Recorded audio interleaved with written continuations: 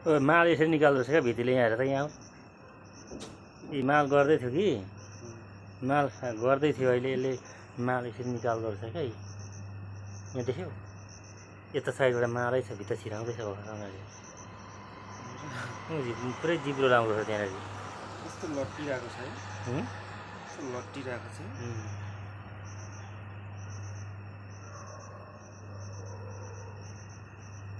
भित्तिकै बारेमा मात्रै लाउनु हो एउटा च्यानल त्यसकै मात्रै लगाएको छु क्या भित्ती मात्रै अरू केही लगाएको छैन त्यो अर्को छुट्टै बनाएको छु क्या त्यसको त्यसमा चाहिँ कति पुगेको छ सब्सक्राइबर 80 पुगेको छ 80